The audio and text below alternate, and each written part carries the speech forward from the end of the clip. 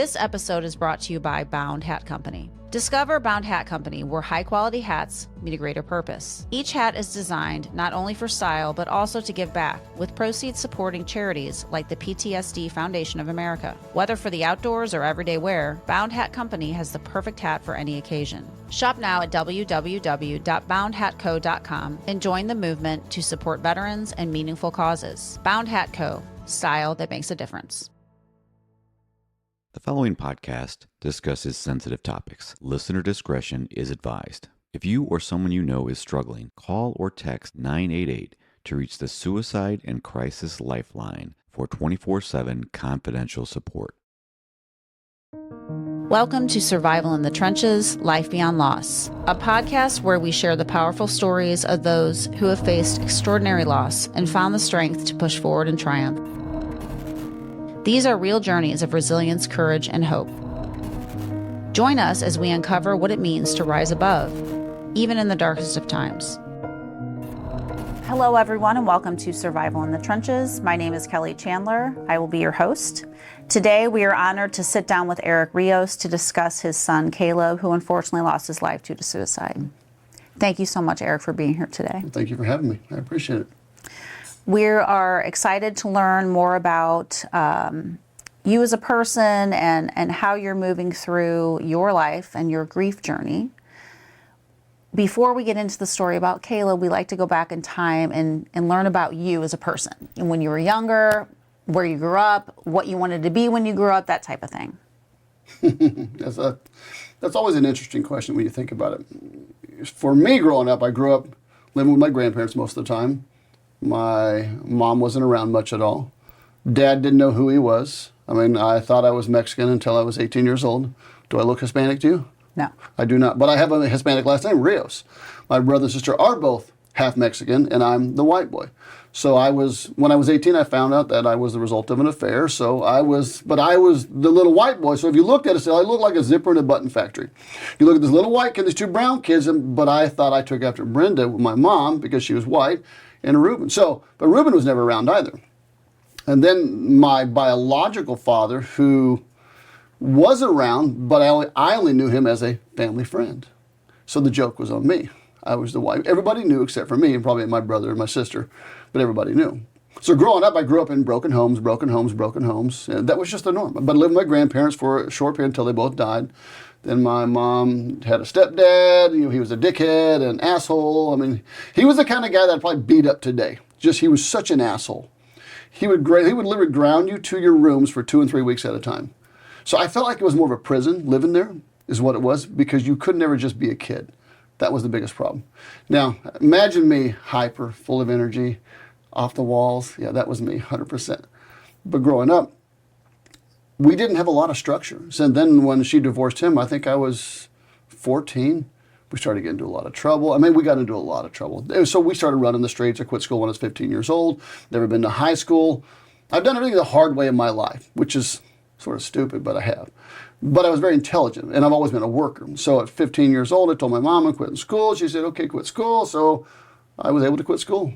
And from that point forward, I just kept a job. But I kept getting in trouble, with the law, running from the cops. I think I went to one semester of 9th grade in Texas. And in Texas, that's still considered junior high. That's not high school. That's why I can say I have never actually been to high school.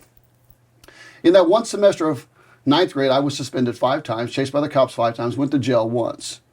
And that was just what I got caught doing, as a 15-year-old kid who had really no supervision in life at all. We literally ran our own lives. And then from that point forward until I was almost 18 years old, I moved to California, where my mom was living at the time. She had moved to California, and I met an old lady. And she got me into a church, and it changed my whole life. Now, look, I was on my way to prison being killed. This was my life, so this is why a lot of the reasons I've lived a very good life as an adult, because I knew what I never wanted my kids to do, what I'd never wanted to experience ever in my life ever again.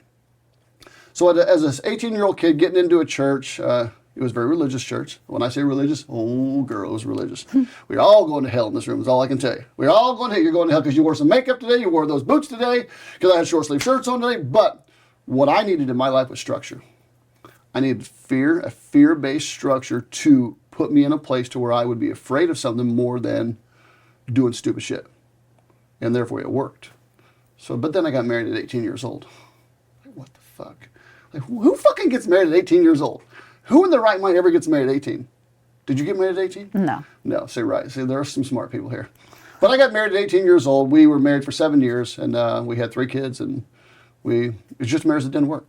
You take 2 dysfunctional kids from dysfunctional homes who have all this shit that you've lived your whole life doing and put them together, it's really a recipe for disaster. So we got married 7 years. She's a great lady. We had 3 boys. I ended up getting custody of the boys, so I raised the boys my whole life. And of course, then I got married again, and was married 7 years, had a daughter, got divorced. I mean, the track record's pretty strong here, I'm just saying. So I got divorced, and no big deal. To me, it's just life. It's neither good nor bad, it's just life. It happened. So then, of course, but now we had a daughter. So then we split custody, and and that was but I'm raising my 3 boys. I was a single father for a long time, raising my 3 boys, and then I had split custody of my daughter, and then of course I met my wife. Now we've been together for 20 years. But I also knew what I didn't want, knew what I'd never put up with, knew what I'd never do again. So you learn a lot about life as far as how to make life better. So a short history lesson of my life, that's pretty much what it is. So it's been an adventure. But my boys, they were, when you raise your own kids, when you have custody, when you are solely responsible for them, you take it very serious. And I was always a very serious person as a parent. From 18 years old, I was committed no matter what. I was committed. Even to this day, here I am at 54 years old, I'm still committed to the damn kids. Even though the youngest now that we have is 20 years old. It's so nice. It's so nice, so much better. So yeah, that's a little history about me. Well, and you seem so positive, having gone through a lot of what sounds like a very traumatic upbringing. I mean, did that, up until you got into that church that you mentioned, how did you handle that? You just kind of, it sounds like you're pretty explosive. You did a lot of crazy things, and then you only corrected yourself if you got caught. And then you moved, so to speak. You were forced to correct yourself when you got caught. Was it the thrill of doing this, or you just like survival? Survival. All about survival, right? All about survival. When you can, so this is what I tell my wife. I'm like, when you can eat ketchup sandwiches every day, it's no big deal. You can eat a mayonnaise sandwich or a mustard sandwich. I mean, we call those wish sandwiches, where you wish there was something in the middle. Yeah. But to me, that's not even a big deal. I could go do that right now. Go get some mayonnaise, throw it on the bread, and eat it. I'm okay with that. I was never a depressed person. I had no idea what depression was. You couldn't even imagine what it looked like. Had no idea. I was a guy who never thought about the future. I thought about where we were in the moment, and I was always living in the moment my entire life as a kid. So for me, there was no dysfunction. It was just normal. When you live in this dysfunction, and it's your everyday life, you just see it as this is just normal. No big deal. Hey, this is the way everybody lives, and obviously it's not. But you don't know that, and you only know what's in front of you. I was okay with it. It didn't bother me. I just lived. But I also always knew I would be more. This is the crazy part. Even at 16 years old, I remember seeing myself as a different person from everybody else around me. I knew I would always be more, attain more, do more, and have more. And I didn't know how. And I never thought about the future, what it would look like. I had no goals. I had no, I want to be a fireman. I want to be a cop. I want to be this. I want to be that. I didn't know what I wanted to do. I just wanted to work and make money. At the age of 7 years old, I'm mowing lawns. I have worked my entire life. Age of 14, I'm helping paint houses, scrape things. I've got on roofs. I mean, I just worked. Very mechanically inclined, and I loved doing stuff. But I like making money. Sure. Well, and that's good, because it's a good motivator. To this day, I still like making money. Right. So how did that translate to raising children? Especially when you were in your phase of being the single dad to 3 young men. I mean, how did you raise them, knowing you came from this certain background, and then you were kind of, I don't know if the term is reborn, but you were repurposed in a way. I was reborn, basically. Okay. Hallelujah, come on now. Yeah. How did you parent them? You take it, it's like everybody when they become a parent for the first time. Your first kid's your guinea pig. You learn on them. And you feel sorry. When you look back, you're like, damn, I was a stupid ass parent. I didn't know this, I didn't know this, I didn't know this. You just learn as you go. So, but what I needed was a foundation of life for me to stand on, not an old background, an old, all the old subconscious habits, all the old habits, things that I used to do. By being in that church, it helped me get a solid foundation of structure. who I should be, what I should be, how I should act, how I shouldn't act, a good, responsible individual. So therefore, with my kids, we just lived in front of them in a way to where I would want them to live. In a positive way, always being positive, always looking at better outcomes. Even then, I still had no goals. I just worked. I mean, because I lied my way into a welding school when I was 17 years old. Got a job, finished the school, got a job welding when I was 18. My first job, I made $5 an hour as a welder.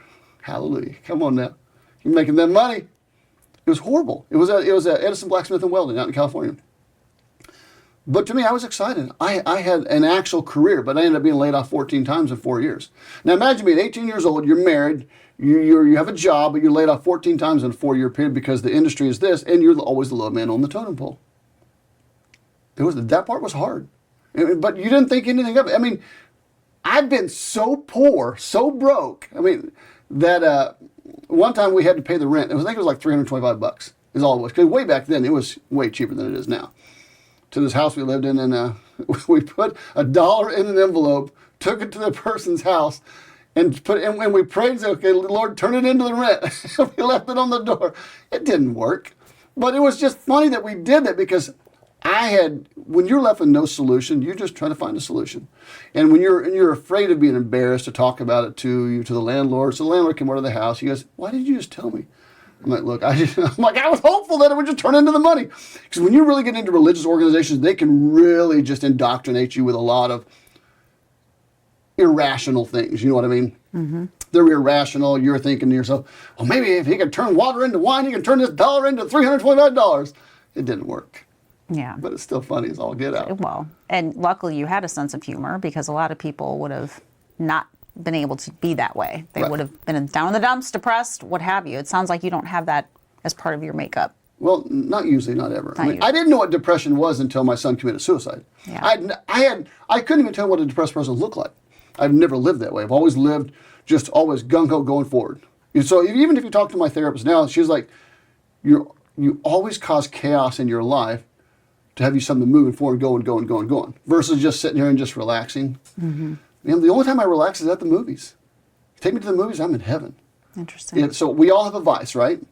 My vice is the movies. I love the movies. Every week I go. Every Thursday. Tomorrow's Thursday. I'm so excited.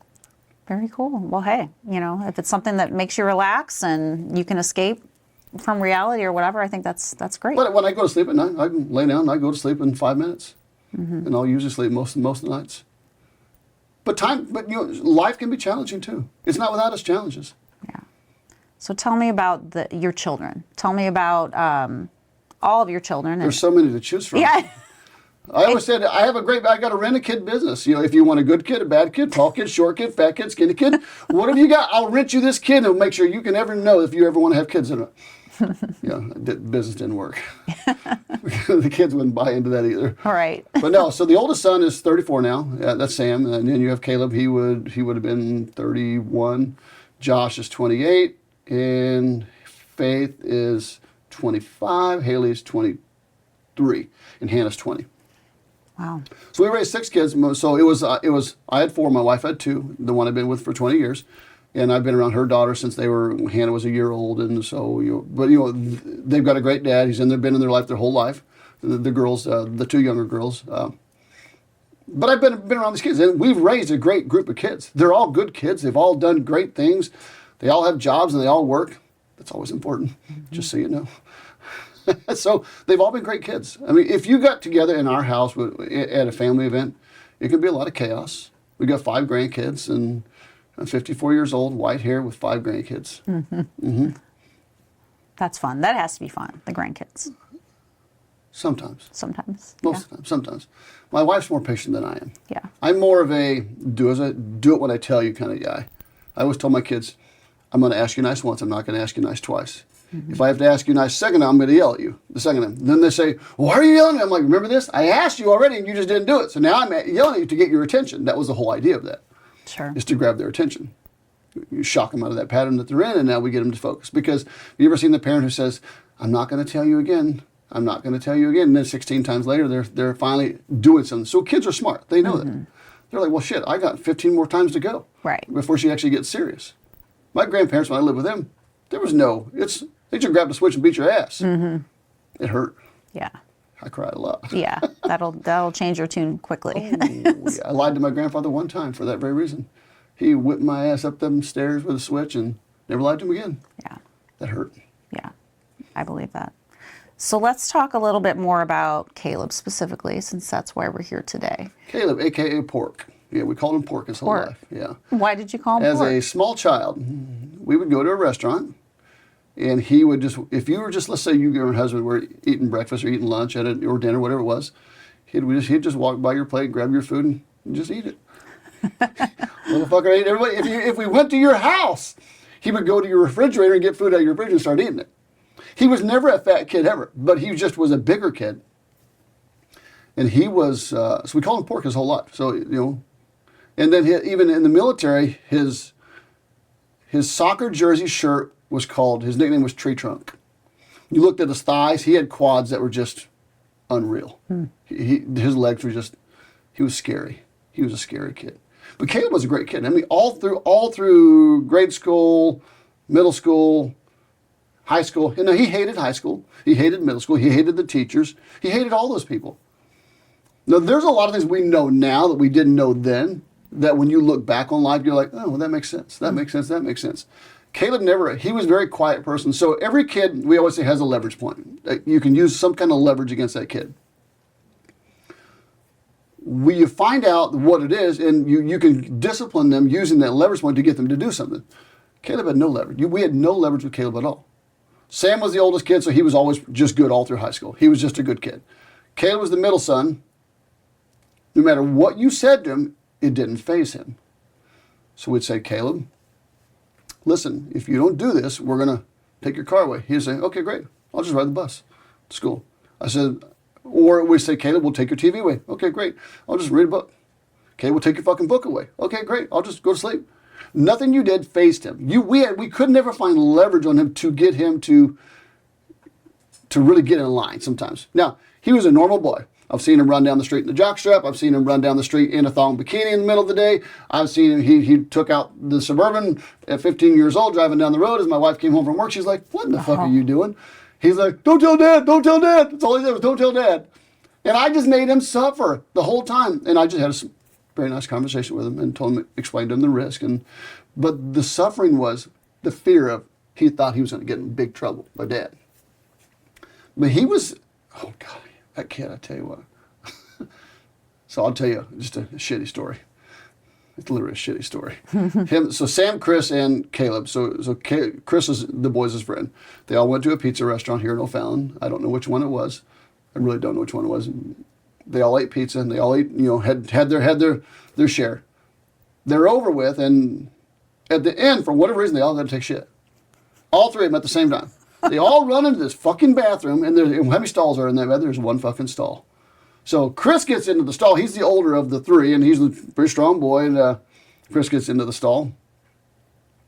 And Sam and Caleb are like, we got to go, dude. We got to go. So they run out of the store, run down the street to another little public little convenience store where there's a restroom. They run in. There's only one stall. So and Sam's the older brother, so he beats him into the stall, and Caleb is just freaking out. Man, I got to shit. I'm going to shit my pants. I'm going to shit. He just shits in the trash can. I mean, he shits all over his pants, shits in the trash can. He leaves it all, and then they take off fucking running.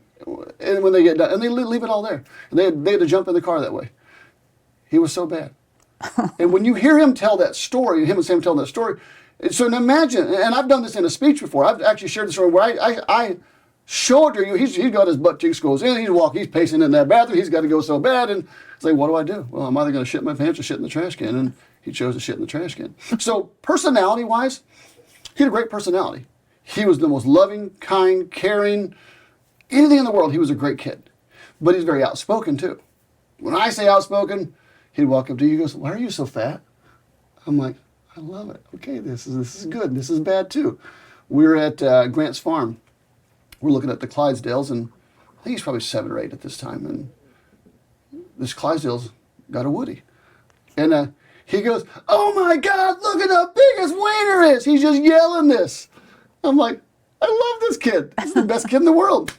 My wife always says that I always say what people only think. And he was the same way. He always said what people only think. And I love that about him. I would rather see you just tell me what you think versus think it and me always have to wonder. With him, you never had to wonder. You always knew where he was. That's what I loved about him. And I was going to say, it sounds like the apple doesn't fall far from the tree, because I feel like that's who you are too. And obviously, if you reacted in the way you're reacting now to him, that encourages that behavior, right? Yeah, so he's probably like, sure, that's who I'm going to be, and I'm not ashamed of that. So, no filter. Yeah, he said he used to shit on the trails when they would do training in the military. They'd shit on the trails where they knew the opposition was going to come up, and they would just so they could walk through. Like, what the fuck is wrong with you people? Yeah. But they did it. But he was a great kid. Like I said, there was Sam, Caleb, Josh, and they were really close. All three brothers, really, really, really close. Josh is basically my mini-me. People always said, "Are you Josh Rios' dad? He looks just like you." No, you look just like Josh. I'm like, no, I don't. He looks like me. And I always say, he looks like me, not me looks like him. But Josh was always my mini-me. His brothers always said he was adopted because he's physically fit in ways that most men would only dream of being. He's the kind of kid that can do, at 20, even now, 10 push-ups and have a six-pack and be ripped. He's just genetically built differently. Where Caleb had to work at it, Sam had to work at it. And Josh, he's like, when he graduated high school, when Josh graduated high school, he played volleyball for 3 years of high school, and the coach goes, at least we don't have to see Josh Rios rip his shirt off anymore. He'd rip his shirt, he's like, yeah! But he was just a big, he just physically, even to this day, he's just the same way. He looks good. But Caleb, no, he had to work at that shit. But he was strong. He was just strong beyond imagination.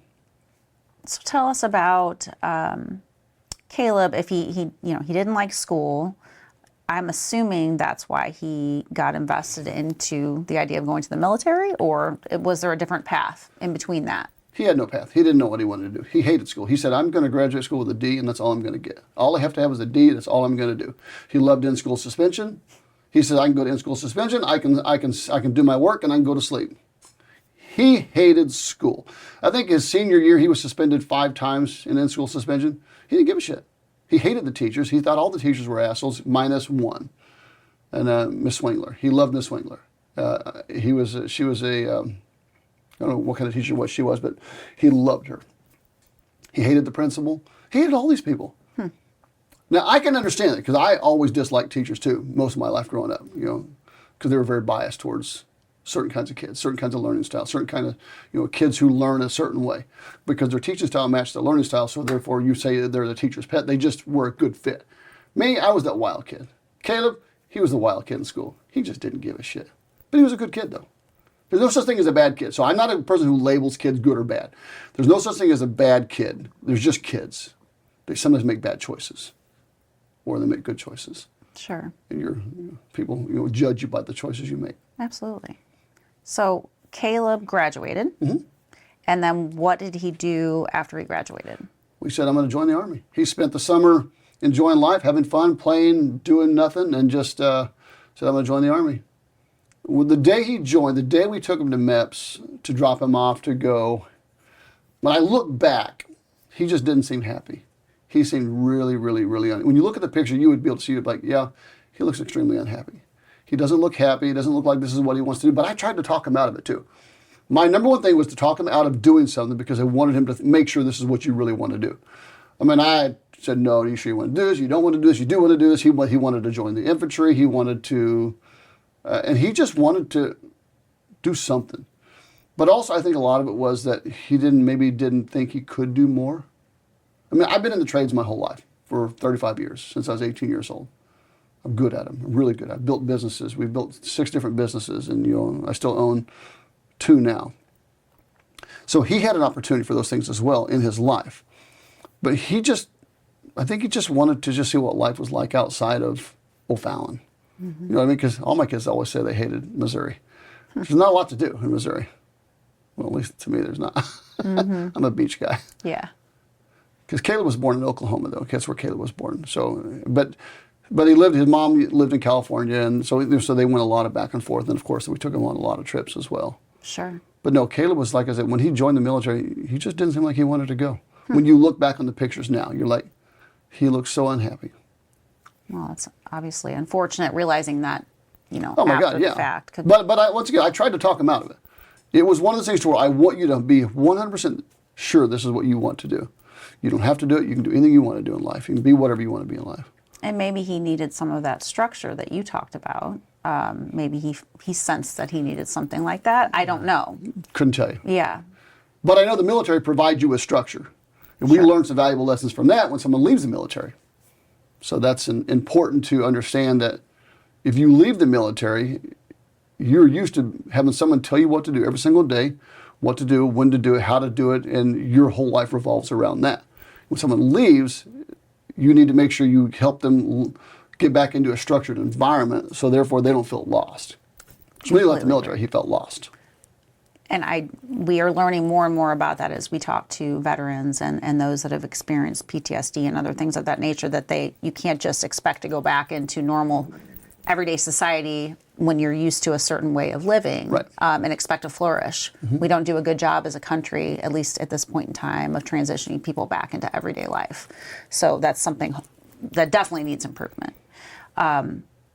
How did he, once he got into the military, what was his experience? How was he doing? He had fun? Yeah, so we were more worried about him getting in trouble. I swear to God, because you could chew Caleb out and he'd just smile at you. So we thought, well, shit, he's going to go to boot camp. He's going to start laughing at the drill instructor, because that's his personality. Things did not faze him. That's why him committing suicide blew me away. I'm like, you would have never seen it ever in your life. So when he's in boot camp, but he stayed under the radar. He didn't get in any trouble. He had a great time. I mean, he did great all through boot camp. He loved it. And then, but he's going to become an infantry soldier, but he's a big boy. When I say big boy, he was 6'3", 225 pounds, and big, strong boy. But he had a lot of fun in the military. I mean, he got to travel, enjoy life, and do stupid stuff, and make a lot of cool friends. And we just met one of his old military buddies a month ago in Texas. We were down there in Texas. We went and had coffee with him. Mm-hmm. Just we always try to connect with who he was connected with, because there's always stories that they can tell that we don't know. That's what I like. That I want to see more stories. Absolutely, I can appreciate that very much. And how long was he in? He was in the military 7 years. 7 years. 7 years. So Caleb was never deployed to a combat zone. He was deployed to Indonesia, Egypt for 9 months during the coup in Egypt, but he was on the Sinai Peninsula, so he had a pretty good time there.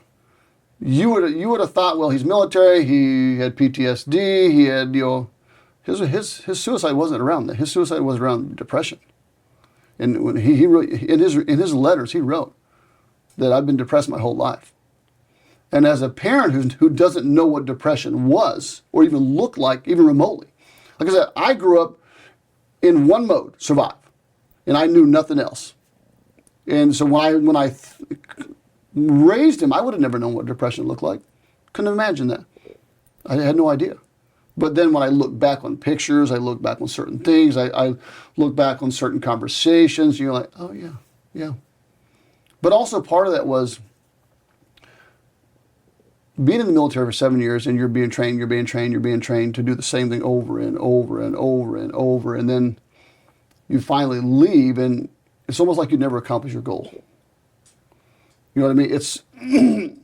It's you've trained to do something for so long, but yet you never actually get to finally do it. Now, and I was always shocked. I'm like, why didn't he get deployed into an active combat zone?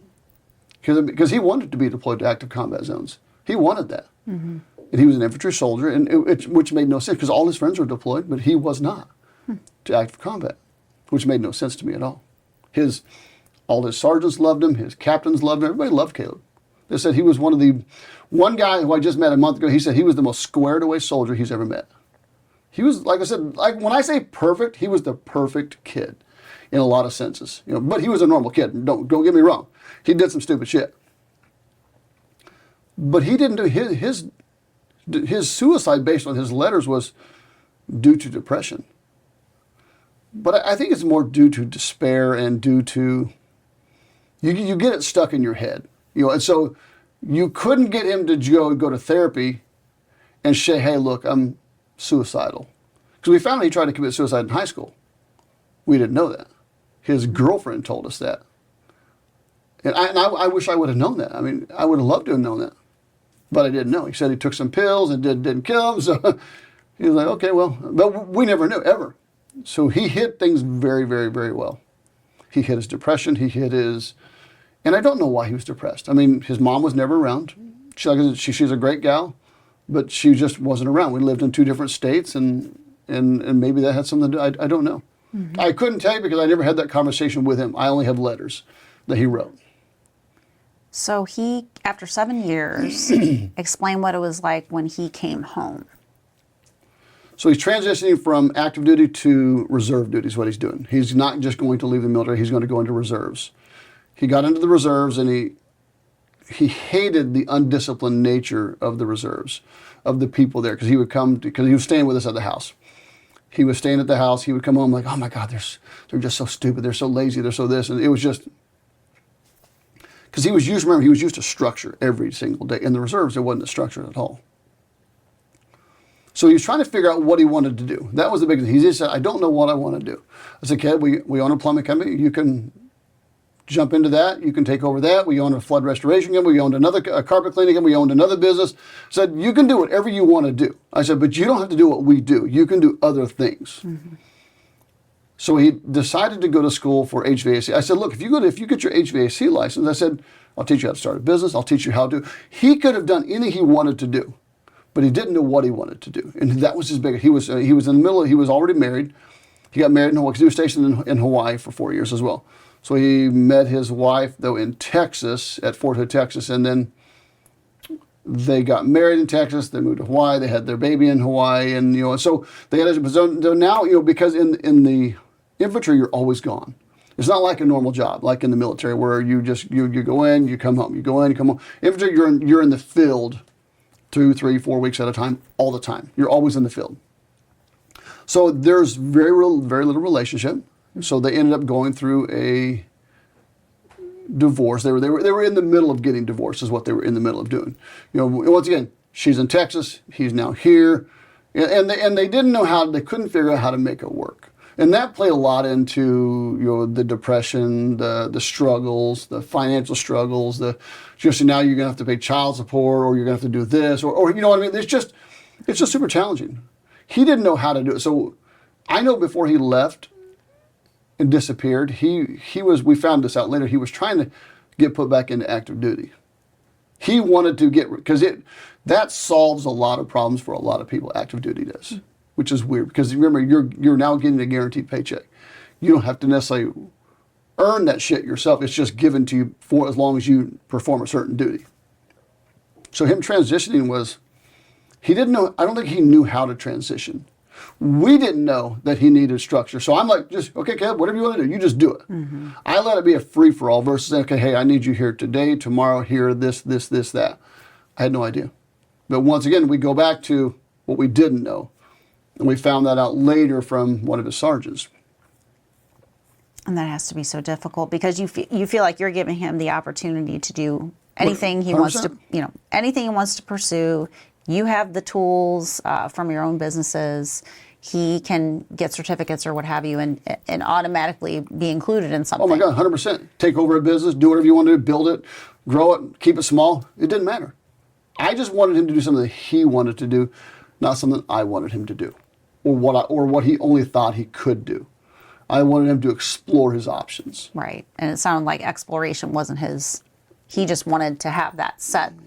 Well, yeah, it was challenging, because so then he had a girlfriend, of course, and like I said, his girlfriend was great. She came from a great family, and she was a great gal. So when you have your girlfriend and your soon-to-be ex-wife at the funeral, that's pretty weird. I'm just saying. Yeah. Wow. Yeah. But it's a reality. It happens in life. But he was just, like I said, he didn't know how to transition. He got to where you could see the frustrations on his face. You could see that he wasn't as happy as he wanted to be. But you would never know he was suicidal. Never. Talking to him. He was talking about on Facebook, so he had 2 friends commit suicide in about 45 days before he ended up committing suicide. Well, before he left.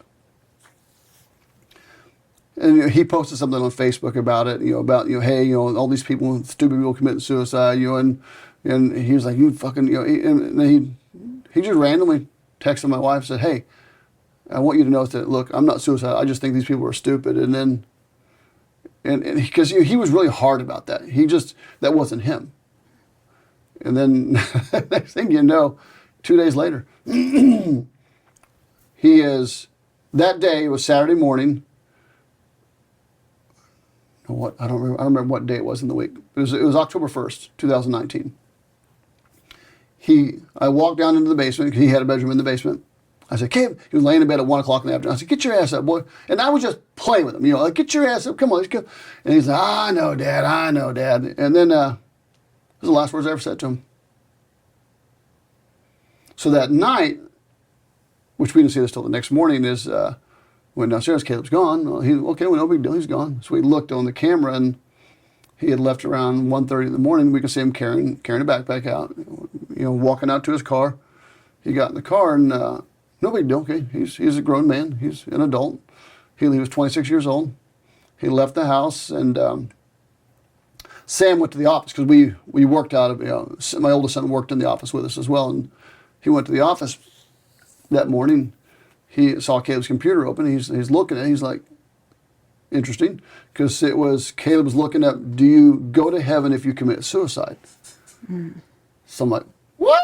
Like, what the fuck? So then he started looking up, all these different articles about, what happens if you die, what happens if you commit suicide, what happens if you do this, and then he ended up, and they started looking at like the Smoky Mountains, the Rocky Mountains, the Glacier Mountains. Started looking at all these, which just seemed weird. You know what I mean? It just seemed really weird. Then I had this gut feeling like, go to your gun safe. He's the only one of all my kids I would ever let have the combination to my gun safe. I trusted him, 1,000%. You could have the conversation, and you would never, ever, ever think for 1 second he could be a suicidal person or a bad person, ever in your life. So he ended up, I went down to my gun safe, and he had the combination, the only one. And there was a pistol gone and some cash gone, and I'm like, well, the suicidal things plus the pistol gone plus the cash gone, that's interesting. So then I have to make a decision at this point. I have to make a decision. Well, he's gone. He won't answer his phone.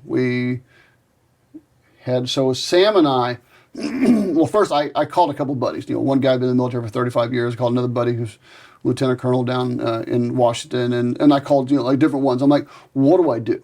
What would you do? And then one says, you maybe you should just let him be, just see if he comes back. The other one's like, you need to report it, you need to say something. And for me, my hardest thing that I was ever going to do was to make this decision.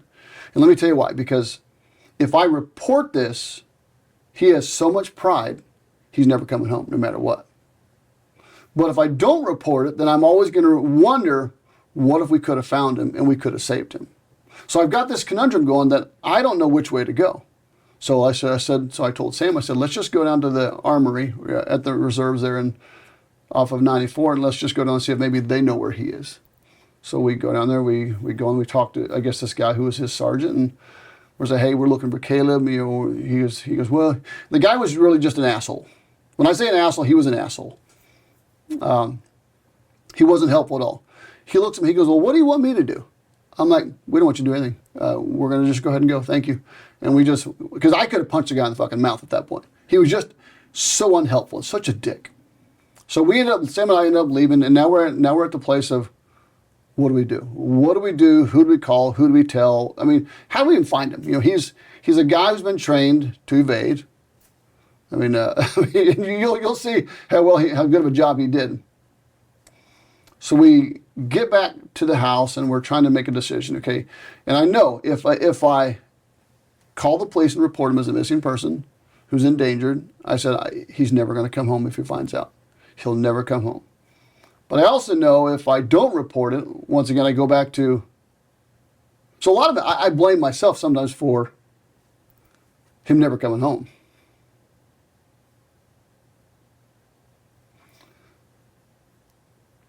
So this is October 1. So we call the police, we have them come over, and they take a report, and now they do an endangered report, like he's an endangered person, suicidal, and so now I've got the military, all his, we've made it public now. So now it's all or nothing. Yeah. it's go time. So we make it public. Of course, we're texting him, calling him. Now we've got his friends calling him. His friends texting him. He won't respond to anybody. So now the police are, well, we're gonna start trying to ping his phone, trying to find his phone. So now they also put it, because we had his car's license plate, so they now put it as a nationwide license plate reader thing, whatever that was, however they did it for nationwide for license plates. And we had all these ideas. So then we find out, Caleb's direct report sergeant called us up and said, hey, I understand Caleb's gone. So Shelley and I went and met with him. We sit down with this guy, really good, really nice guy. He said, I explained to him what happened. He said, I didn't know. He said, I'm in Arkansas with this other sergeant who we had originally talked to at the armory. He said, and Caleb's friend started messaging him about it. I hate this part. It's okay. Take a minute. So he looks at this guy. He said, did you know Rios was missing? The guy goes, yeah, his dad came into the office the other day, and he goes, the shit rolled downhill, let me tell you, at that point. You didn't fucking tell me that he fucking came in, he was missing. I mean, it rolled downhill. He was the one guy that wasn't at the funeral, that sergeant. Mm-hmm. And we would probably beat him up if he was. He was just an asshole. He didn't give a shit about his people at all. So Caleb's now missing. Now we have a full-blown report going. And my whole goal of going down to the military was maybe they had resources that I did not have to find him. That was the whole goal.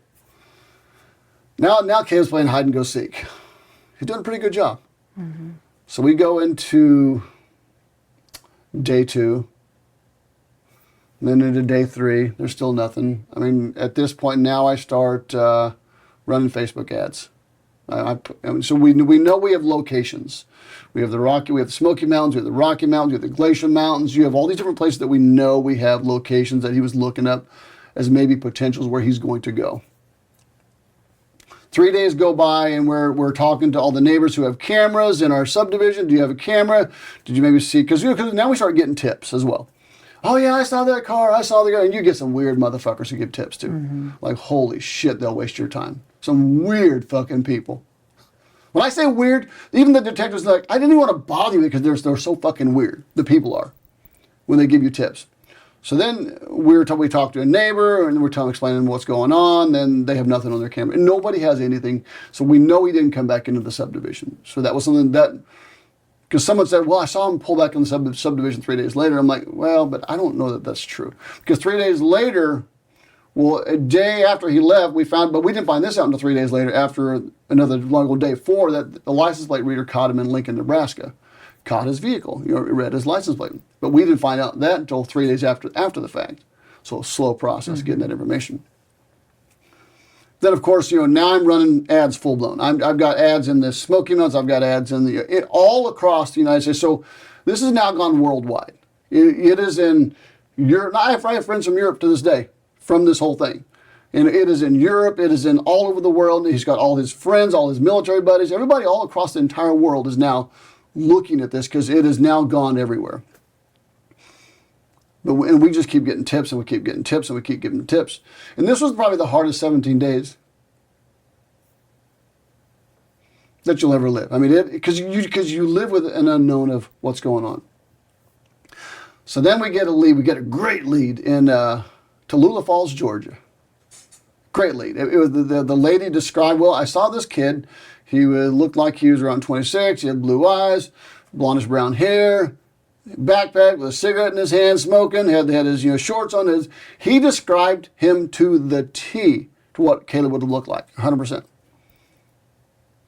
So Lincoln, Nebraska, where we were first seen, is far from Tallulah Falls, Georgia. It's two different worlds, you know what I mean?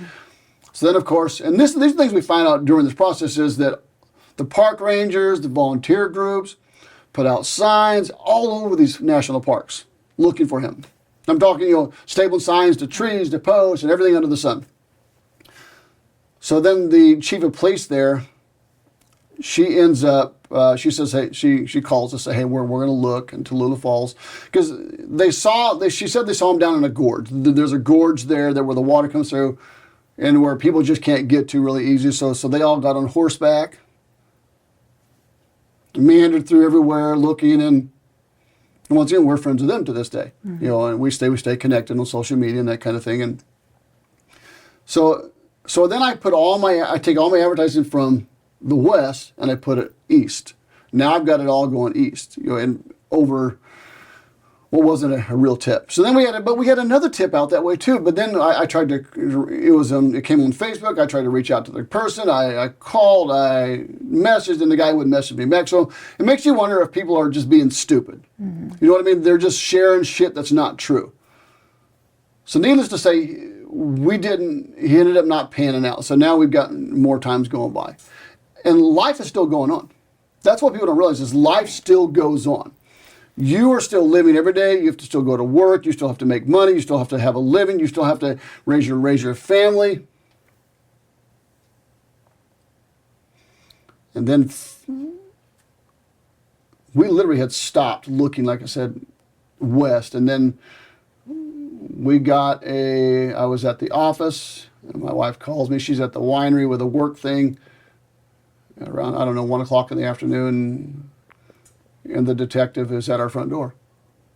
Well, that could be good news, it could be bad news. We just don't know. Usually when they come to your door, it's bad news, because they're going to call you if it's good news versus coming to your door to give you bad, because he was with somebody else, 2 people. So he ends up, my wife's talking to him on the Ring camera, and says, hey, we're not home. My husband's at the office, and so he comes to the office, and he gets to the office. No, she's already left the winery. Now, at this point, he gets to the office. My daughter's there because she had an office in our office too, because she owns her own business too. Mm-hmm. So she's there, and she's about to start with the client. Told her client, I said, why don't you just wait and let me just see if this is, because she's not going to be able to do this if this is bad news. And the detective gets there, and I said, look, first of all, do I want to hear this? She goes, no, you probably don't. I said, just do me a favor. I said, don't say nothing. I don't want to hear anything. I don't want to know anything until everybody gets here. So, of course, my one son, Josh, is living in Yosemite National Park at the time. And then, so he couldn't be there. Hannah's at cheer, so Hannah couldn't be there. We weren't going to get her out of cheer because we didn't know what the outcome was going to be either. And Haley was at school too. And so then Shelly shows up. So it's my daughter Faith, Sam, myself, and Shelly. And then I said, okay, now you can tell us. Now we want to know. He said, well, we found him in the mountains of Wyoming. Shot himself through the head this side. Blew his window out. He sat there for 3 days. He's around 9,000 feet elevation. So his body didn't decompose fast at all because of, it would be really cold at night, and then it would go, and then it would be really cold, and then a little warmer, a little cold. And he was found by a couple hunters who were out hunting. So he could have sat there the whole winter where he was in his car. Because you wondered the whole time, you're like, well, what did he do? What did he eat? Where did he go? Right. So I punched the window out of one of our vehicles. Had to release energy. Felt good. It cost me some money, but it felt good. Mm-hmm. He wrote on his right leg. He wrote, please forgive me, with a Sharpie. He wrote on his hand, left hand, please forgive me. He wrote on his seat, please forgive me. And they never found the Sharpie, which I thought was fucking weird. Yeah. Like, where'd the Sharpie go? Did the squirrels get it? Because we never saw the body. We never saw the body, so that really fucks you up because you don't get a lot of closure. Right. The coroner said you don't really want to see the body because with the window blown out, animals starting to come in there, and from squirrels to birds and eat on the body and that kind of stuff, and it wasn't the best. He said you don't want to. Now for me, I probably should have seen the body just because I used to still think maybe he's coming home, maybe they got the wrong person, maybe they found the wrong. You know what I mean? I used to think all these thoughts. It just didn't go away. So then the coroner said that it was the most compassionate suicide they've ever found. He wrote them a letter. In this letter he wrote, he had a backpack. He said, I want you to give this to my parents. We never got the backpack because it had blood spatter on it. But in a letter he wrote to them, it said, my name's Caleb Rios. These are my parents. These are their names. This is their phone numbers. He said, I took my dad's gun without him knowing it, and I took some cash. This is where he gets stupid. I took his cash. He said, my parents had no idea I'd do this. He said, I'm really sorry for the mess you have to find today. He said, after driving around the whole day, you couldn't have asked for a better place to end your life.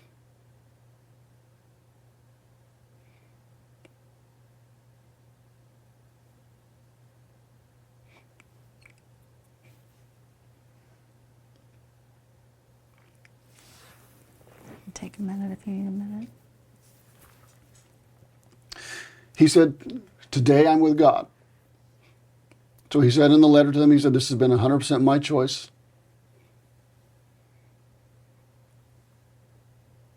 And for them, it was such a compassionate suicide to come up on.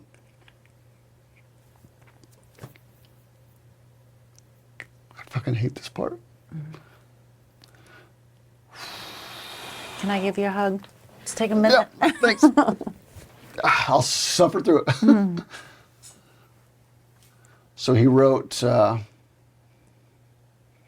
other letters. One letter was to me and my wife.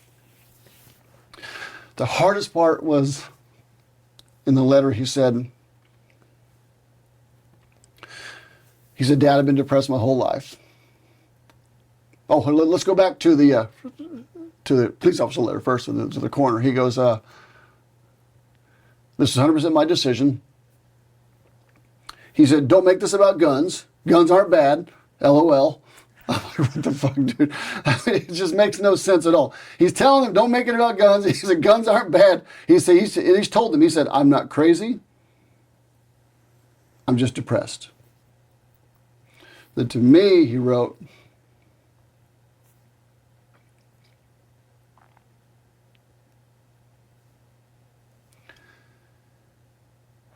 he said, Dad, don't ask what you could have done differently. Of course, you're going to ask. Mm-hmm. How are you not going to fucking ask? Because you look at every part of your fucking life and you start realizing that. I mean, you look at every argument you've ever had with him, everything that you've ever done, you start questioning. Like, ooh, did I do this right? Did I do this wrong? But he knew what I would be like. He said, don't ask what you could have done differently.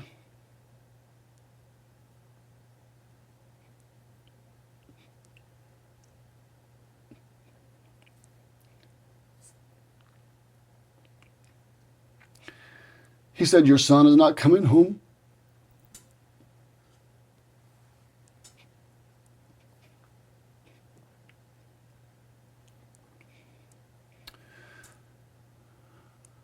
He said, I don't want to be buried.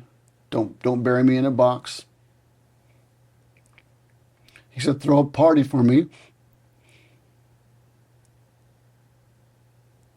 And we did. We threw a giant party for him. The night before his funeral, and we didn't bury him. He still lives at home. Sits on the fucking mantle, takes up space, doesn't pay rent. Motherfucker still lives there. I'm not ready to get rid of him. That's all I have. That's all I have left is him in an urn. So like I said, then he had written 4 other letters, and one to his soon-to-be ex-wife, and one to his girlfriend, which was fucking weird as shit. One to his brothers. It's never easy knowing that your kid's never coming home. And you question why. So we talked about perspective earlier. Is 3 months after the suicide. TAPS, which means Tragedy Assistance Program for Survivors and Military Veterans. Phenomenal organization. We flew down to Dallas, Shelley and I did, and we met Lisa, his wife at the time, and their daughter at TAPS, and because she lives in Texas. And this weekend was all about suicide. So it was all about other people's, suicide, loss, and mostly geared around suicide and understanding suicide. You learned a lot of how to live in this weekend. Now, honestly, it was the hardest weekend I've ever gone through.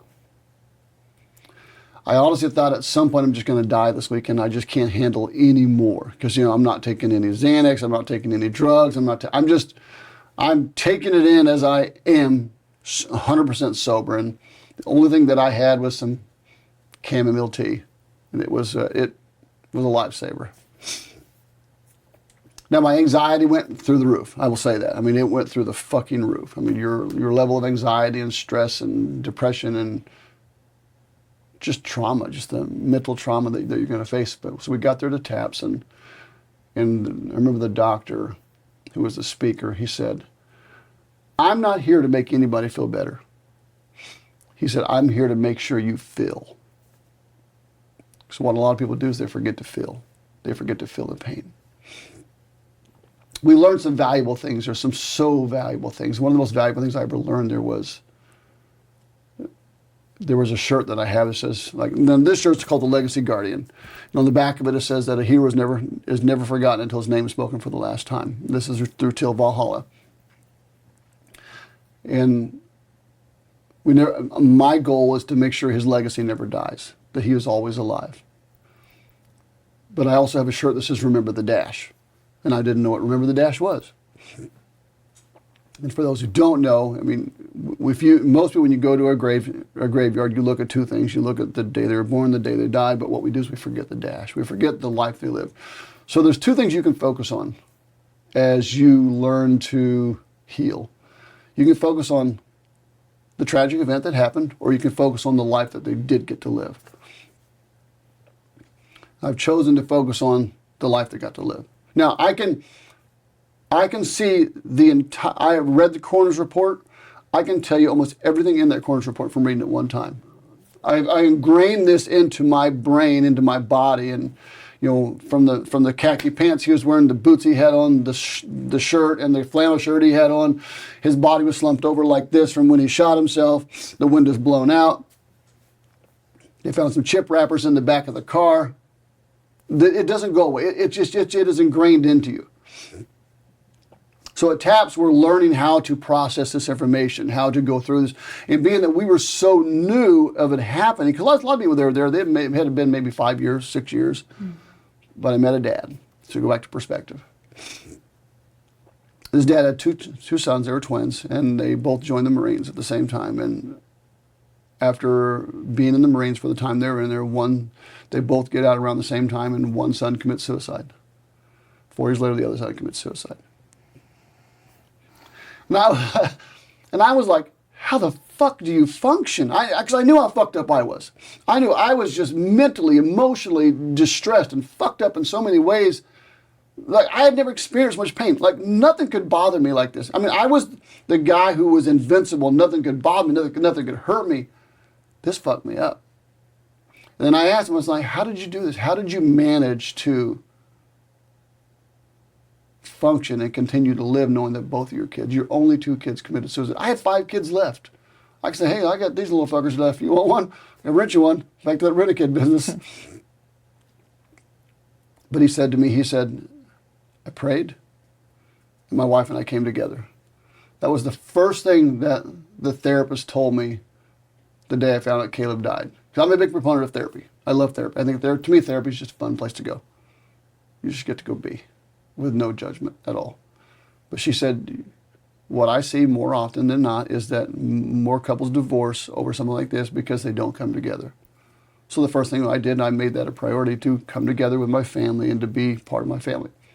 So how do you get through that is the bigger question. For us, it was my kids' friends. I mean, I don't have a lot of, like close friends at all. I never have my entire life. I'm just, either you like me or you don't. I'm that kind of guy. But it was my kids' friends. Raising 6 kids, they have a lot of friends, and having all these kids at our house every single day, it brought life to the house. We needed some, because the hardest part was when you go to sleep at night. Now there's nothing to distract you. You're left with nothing but your thoughts, your emotions, and it's just you. You have to bear that pain at that point because there's nothing else. With all the kids there throughout the day, throughout this whole process, it was great. They made my life way easier because I could focus on something else. The day of the funeral, when it was finally over, I think that was probably the hardest day because now it's real. Big funeral, a lot of people we didn't know from military and everything under the sun.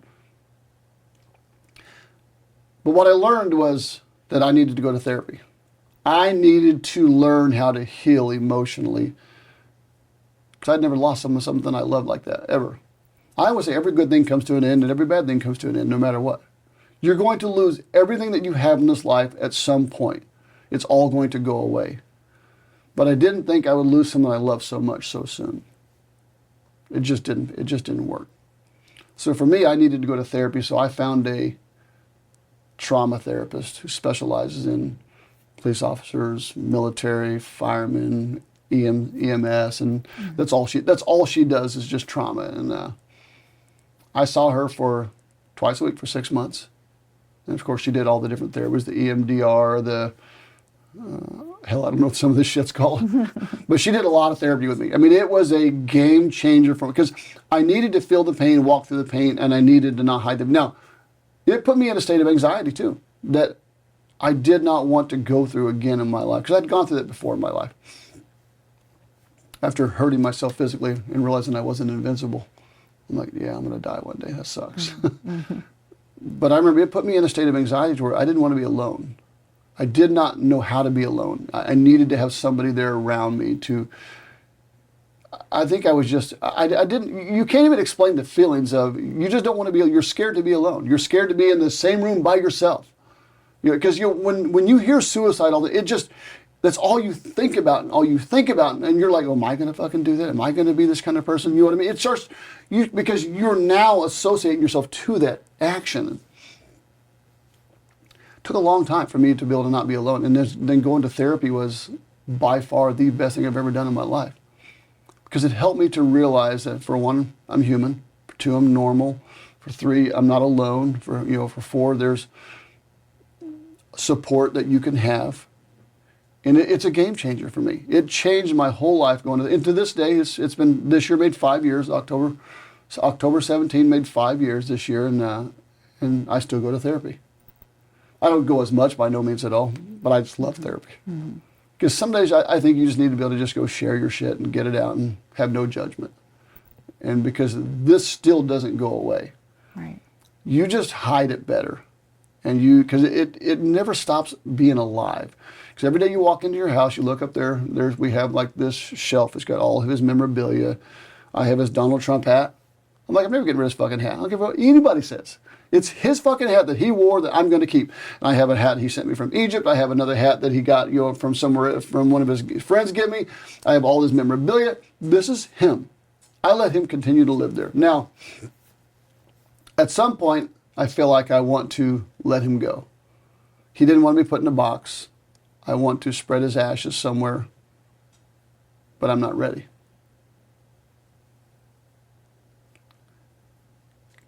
Because to me, that's like dying twice. He's already gone physically. Now I'm going to get rid of the only thing I have left of him, which is his ashes. At least I hope they're his ashes. I mean, you never know, right? There could be some other kid's ashes. But you don't know.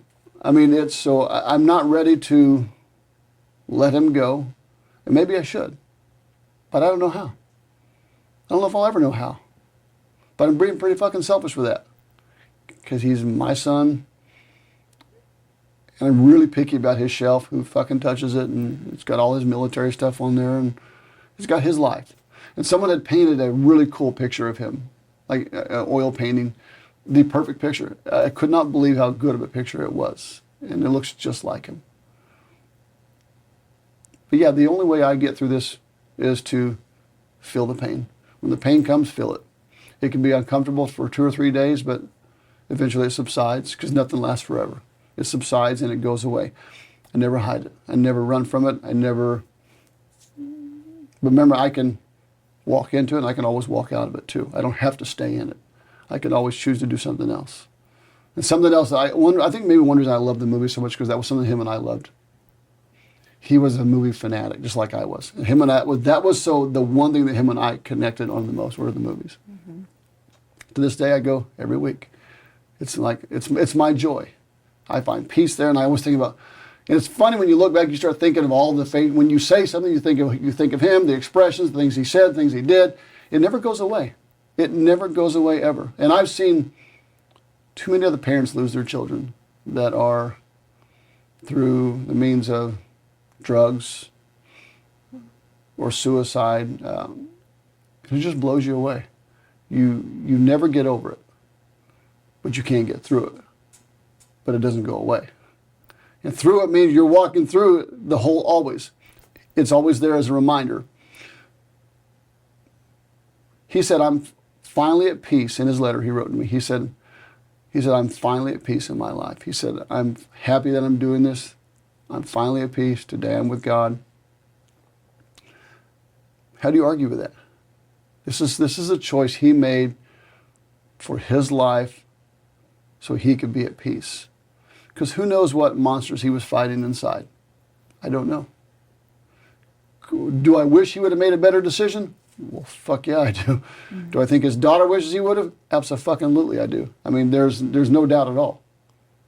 We all do. We all wish, because there's never a day that goes by I don't wish he was here. Because you always do something, you're like, oh, that's Caleb. Oh, Caleb. Like when he came home from the military, he grabbed one of my guns. I have an AR, and then he grabbed it. He goes, hey, Dad, watch this. In 30 seconds, he had that gun completely ripped apart. I'm talking a little piece. I'm like, you do know how to put that together, right? Because I have no idea what you just fucking did. He goes, Dad, I got this. Just watch this. I'm like, but it's so you think of all these things when you see something happen, you hear a word, you smell something, you hear a sound, and you think of him. When you see an expression, he was a one of a kind. Some of one of his captains wrote us a letter. He said one of the hardest things I had to do with Caleb was to discipline him. He said, because when I would go to discipline, I would have to try not to laugh.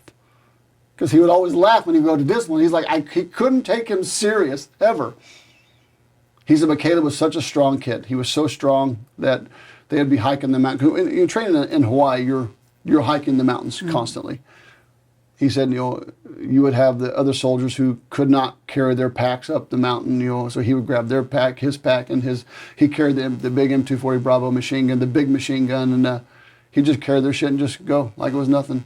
Once again, his leg, he was called Tree Trunk. His legs were enormous quads that you're like, holy fuck, I don't ever want to get hit with those legs. Mm-hmm. That's what it would be like getting hit by a bus.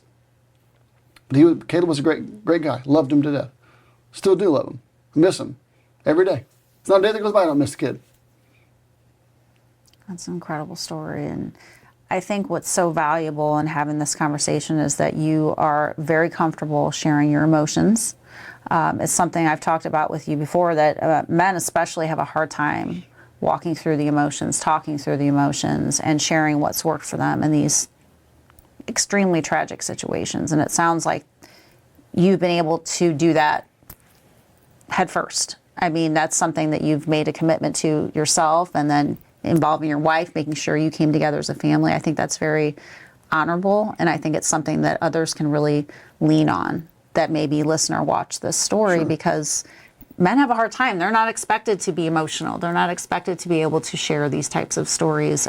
You're just supposed to suck it up and move on, and this is hugely impactful to you. The amount of tears I've shed, I could have filled up buckets and buckets.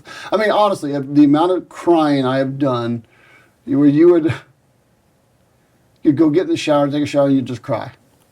I mean, you would cry in the stupidest place. You're like, why am I fucking crying again? Mm-hmm. It just would happen constantly. But what I learned was that if I allow myself to feel this pain and cry, I can heal. I can, but if I didn't, if I kept, suppressed it, because I know people who've suppressed it, who have suppressed it with alcohol, with drugs and other things, but you never heal, because once you become sober again, it's still there. So why don't you just learn to feel it now? And that is scary to feel it, because it's an emotion you've never imagined that you would ever have to feel in your life, and now you're forced into feeling these emotions that you're going to be very vulnerable at this point. You're going to get made fun of, maybe. Here's something I'll tell you. This will sort of blow you away. Because people will say dumb shit to you. I mean, they'll say some dumb shit to you. I had a lady at a church come up to me and say to me, she goes, I understand how you feel. You losing your son. My son is gay. I'm like, are you fucking stupid? Wow. I'd take a gay fucking kid alive all fucking day over a fucking dead kid. But you hear the dumbest shit people say to you. When you allow yourself to be vulnerable, people will say dumb shit. And maybe in her mind, that's what that was really like for her, losing her son. But don't come tell somebody who just lost their kid to suicide that you understand him because your son is gay. That's like the dumbest shit I've ever heard. Yeah. In her mind, she probably was trying to be helpful, and right. Right. But I mean, like, sometimes you're better just to shut the fuck up. Yeah. There's not a better way to say that. Yeah, I understand. There really is. But it's not comparable. It's not even close to comparable. No. So when you allow yourself to be vulnerable, you just remember people are going to say things to you that you may not like. And it's your choice to how you react to them. With her, I just smiled, didn't say a word to her. Because in her own ignorance, she thought she was probably trying to do something nice. And her daughter turned gay too. I'm not kidding. I'm like, yes. I know that's bad to say it like that. But I don't have a problem with people as to who they are and what they are. Right. Don't compare it to that. This is a death. I'm sure there are many awkward interactions because people don't know how to walk through someone's grief. Especially, Right. we try. I try. I don't have a similar situation, but I try to listen and understand. And understand, 100%. let you tell the story and me not, anyway. I think it's important for people to do that. Just take the information in and sometimes just listen. Just Right. be someone who listens, nothing more. Nothing more, nothing less. Don't try to solve their problem. Don't try to give them a solution. Just be an ear. That's it. Because when you're vulnerable, I hug guys. I hug complete strangers who are bawling my eyes out. I'm like, I didn't fucking care. I just wanted to, I didn't want to hurt anymore, for one. And then for two, I wanted to allow myself that freedom of feeling that pain. And something I've practiced for a long time is allow yourself the freedom to feel the pain of what you're going through. So practicing that long before this ever happened, it made it easier to do.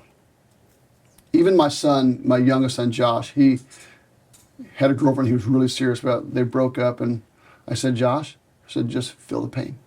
I said, feel the pain, and you'll be able to work through this. And then she was shocked he got over her so quickly. He said to her, he says, I took the time to feel the pain. And I cried. He allowed himself to be vulnerable. Mm-hmm. And that was what he did. And by doing so, it allowed him to walk through that pain to where he could move on. But if you never take the time to feel the pain, you never move on. But I believe it's always a choice every day too, that you can choose to live and remember the tragic situation, or you can choose to live and honor the life you lived. It's a choice every day. I choose to honor. Now sometimes I go through, like, especially when October comes around, fucking hits pretty hard. But I work through it. I work through it. But it's still a choice. You can honor his life, or you can waller in the pity. And but it's okay to be in that moment too, in that time, because everybody's going to heal differently as far as time goes. You don't have to heal fast, but just take the time to heal. Don't sit there and hide it and suppress it. Be open about it. And if people don't like it, too fucking bad. Mm-hmm. Look, I am the guy that, like I said, I'm very open about my feelings and my emotions, and whether I get it right or wrong, I don't give a fuck. They're mine. If it offends you, I'm sorry. That was never the intent. But in the same token, if it offends you, get the fuck over it. Mm-hmm. Just like I would say expect you to say the same to me. Because this isn't something that I'm trying to be rude or crude about. It's just, I just want to express my feelings, but in a healthy way. So therapy, what does therapy do? It gives you tools and resources to express things in a healthy way to where you can understand how to do it in a way where it helps you to heal faster. Like put a Band-Aid on. A Band-Aid, if it covers it up, it can help it heal. Sometimes you got to take the Band-Aid off so it can heal even more. I think it's great advice. Being able to talk through all of that with someone, and therapy still helps you. Oh my God, I love it. Yeah. The more you talk about it, the more desensitized you become to it, but also it allows you to heal a lot faster. Those who never talk about it are the ones who carry all that emotion inside. I can talk this about, now, granted, I'm going to cry probably. I can talk this to anybody on any given day about, if they're struggling or if their life is in a bad spot or they just want to have a conversation about it. I'm always open to having a conversation about it. I mean, what's the worst that happens? I cry. I'm okay with crying. I'm not too much of a man I can't cry. I don't want to cry because sometimes it hurts, but now I feel better. Right. And I love that you cry because it's just such a great example for men especially who are taught not to cry. I mean, I feel like it's getting a little better, but we're still a long ways from a point where men can be emotional and it's not seen as weak. So I feel like that is so amazing. And you do feel better naturally. When you cry, it gets a little bit out of your system. Oh, absolutely. Yeah. I mean, sometimes when I cry, I want to hit something. Yeah. I just want to release emotion. That's the whole, like when I punched the window out of the vehicle, I wanted to just release energy is what I wanted to do. And granted, when I did it, I'm like, my knuckles had glass all in them. I'm like, that was stupid. But the point is I was crying and I was releasing energy. But once you do it in healthy ways, you don't want to do it in an unhealthy way. It doesn't make any sense at all. And life is worth living, and life is better with you in it, even if you don't think it is. And we all go through, but I never understood what suicide was or even the thought of suicide until after he died. Because when you go through that emotion, they're so strong and so hard, where you start feeling like, man, I don't want to live anymore. This just fucking hurts too much to live.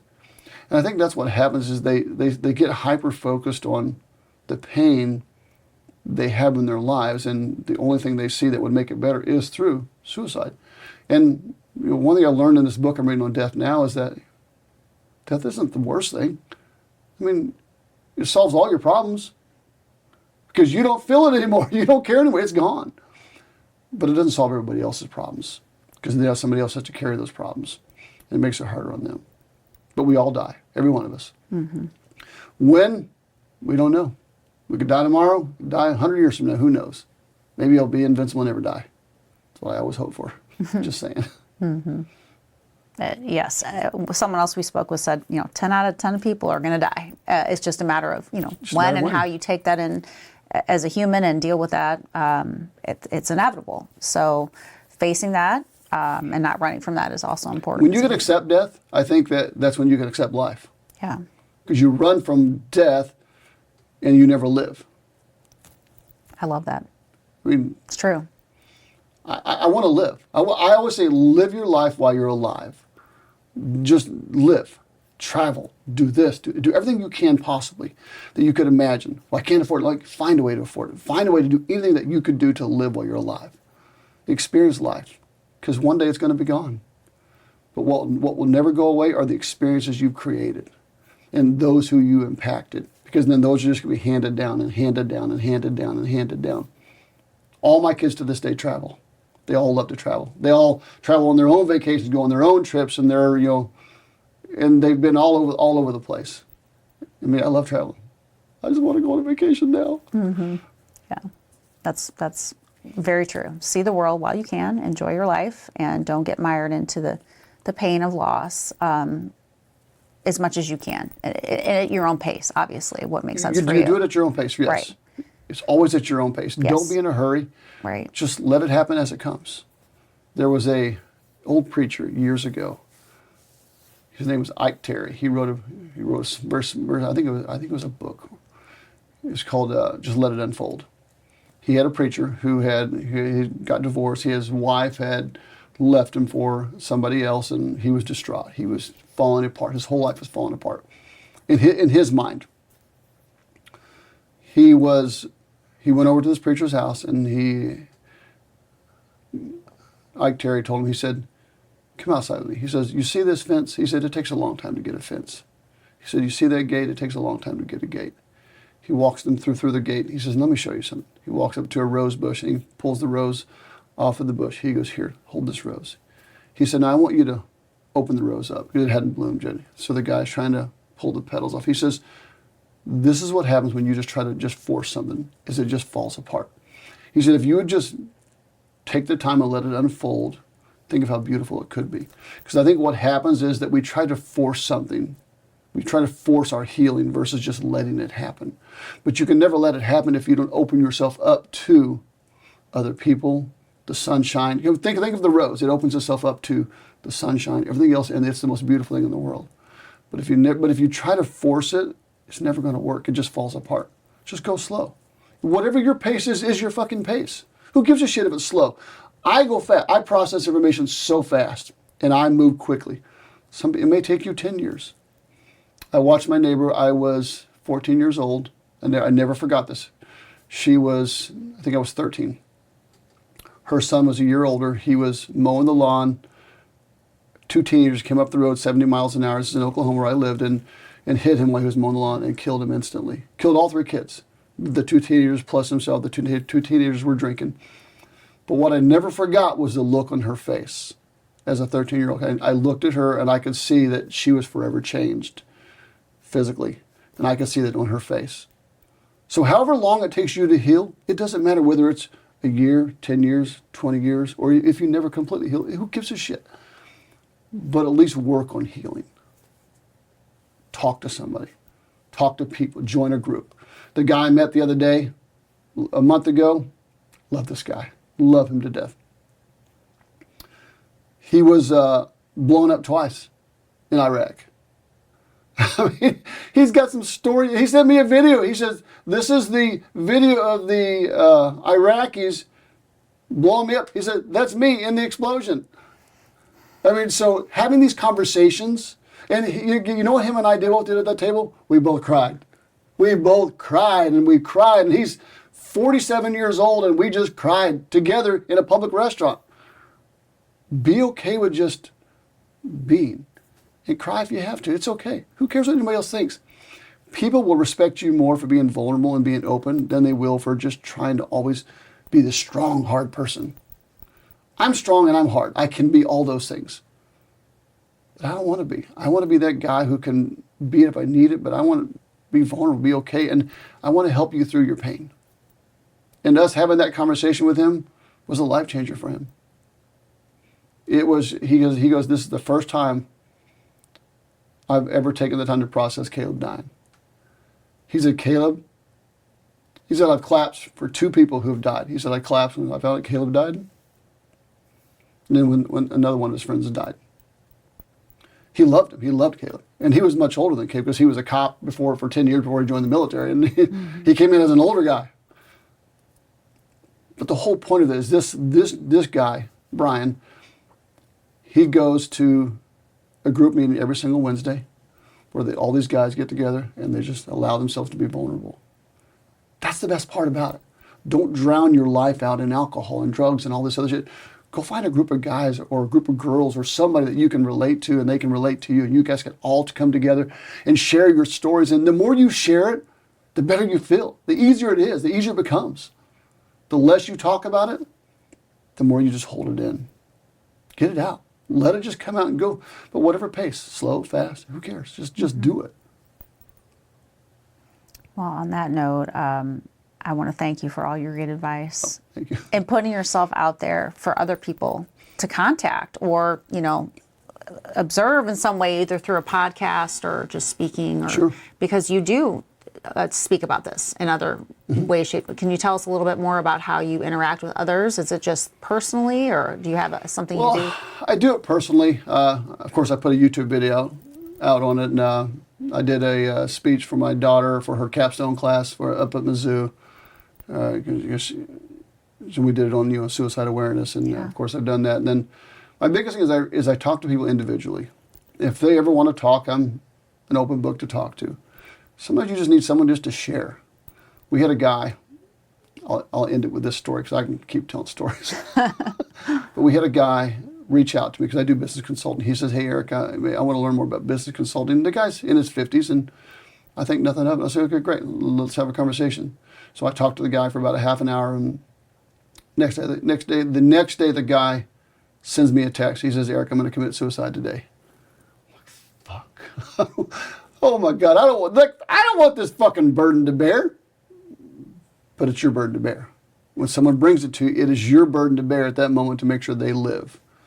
He was a multimillionaire, was very successful, had done so good in life, and went through divorce, lost everything, and was broke, living in a single room in some other place, lost his driver's license, lost his ability to work, and his life fell apart.